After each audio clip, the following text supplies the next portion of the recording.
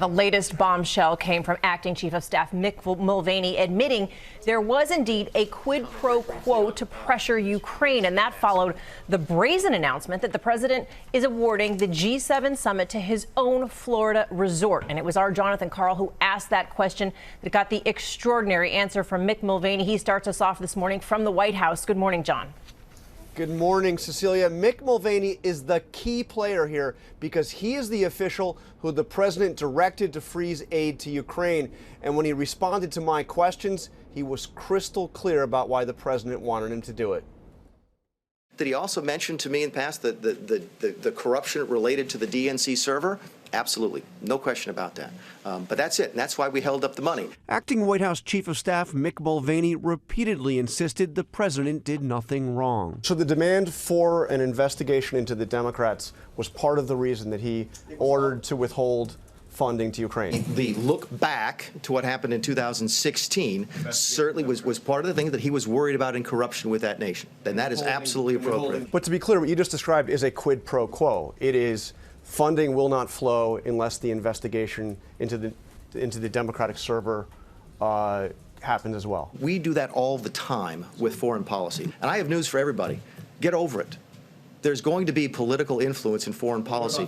Mulvaney's words, which he later took back, directly contradicted what the president has been saying for weeks. But there was no quid pro quo. There was no quid pro quo. There was no quid pro quo. And it seemed to confuse his allies on Capitol Hill. He admitted that military aid to Ukraine was frozen in part to put pressure on Ukraine to investigate Democrats. So Mick Mulvaney just said what you said? Yes. Okay, I don't know. I'd like to know what that means. Democrats who have been investigating whether there was a quid pro quo pounced. Things have just gone from very, very bad to much, much worse. Mulvaney had said exactly what was going on. There was a quid pro quo. All this unfolded as the president confirmed that his Secretary of Energy, Rick Perry, a main player in the administration's dealings with Ukraine, is resigning. The reason, unclear. Rick has done a fantastic job at energy, but it was time. About 5 hours after Mulvaney's press conference, he put out a written statement that effectively denied saying what he said. Mulvaney accused, quote, the media of misconstruing his remarks and then said, quote, there was absolutely no quid pro quo between Ukrainian military aid and any investigation into the 2016 election. But that is not what he said at the press conference. In fact, when I directly asked him if there was a quid pro quo, he said, quote, we do that all the time with foreign policy. George, it was interesting that Mulvaney's written statement came after the president's outside legal team put out a statement saying that they had nothing to do with his press conference. Yeah, and the Justice Department said they were surprised as well. It was such a big surprise to see him say that about no quid pro quo, but this press conference was called to announce that the G7 summit was being awarded at President Trump's hotel. Here's what Mulvaney said about that. So we sat around one night, we were back in the dining room and going over it with a couple of our Vance team. We had the list, and he goes, what about Doral? And I was like, that's not the craziest idea. It makes perfect sense. This was a pretty open admission here, and this is, I mean, it's hard to overstate this. This is something we have literally never seen before, a president awarding a huge government contract to his own business. Yeah, now he said that they're going to do it at cost, and he said that they actually went through a process and looked at a dozen different properties and confirmed the president's recommendation to do it at his own property. It is really extraordinary and may end up being part of the impeachment process because it's the president being, doing what the Democrats have accused him of, which is doing something that appears at the very least to be for his personal benefit. Yeah, self-dealing. Okay, John, thanks very much. Let's dig into that now with our chief legal analyst, Dan Abrams, and let's begin right there, Dan, because this awarding of the government contract to his own hotel potentially violates the Constitution in two different ways. Right. It's called the Emoluments Clause, and it's one of these things that we've sort of put to the side as of late.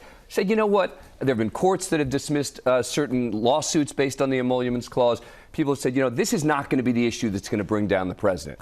And yet here you are with what seems like a direct violation of the Emoluments Clause. As you point out, two references in the Constitution. One is the Foreign Emoluments Clause, and that's a situation where no foreign king or no foreign state is supposed to give a gift or anything of value to anyone in the federal government without without congressional approval. But then there's the domestic one, which is actually more relevant here, which is basically says the president's salary is just supposed to be his salary.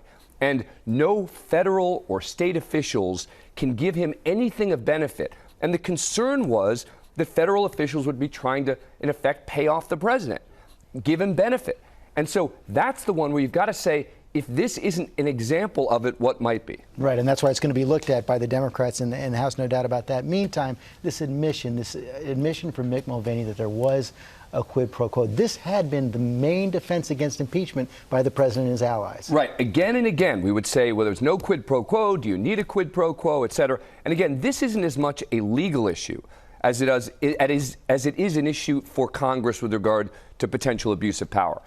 Once you lose the quid pro quo defense, then the question is, okay, are we just simply saying it's perfectly fine to put pressure on a foreign government, not for something that's in the benefit of the United States, but something that's in the benefit of the president? Well, and that's what Mick Mulvaney appeared to be saying yesterday, saying get over it. The question is, will all those senators and members of the House agree? Well, and that's the key question is, watch the senators. It seems pretty clear at this point that the House is likely to impeach.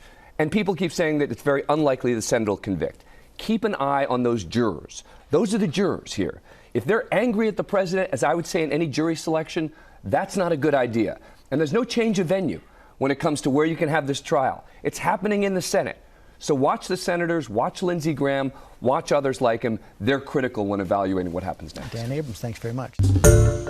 Hi, everyone. George Stephanopoulos here. Thanks for checking out the ABC News YouTube channel. If you'd like to get more videos, show highlights, and watch live event coverage, click on the right over here to subscribe to our channel. And don't forget to download the ABC News app for breaking news alerts. Thanks for watching.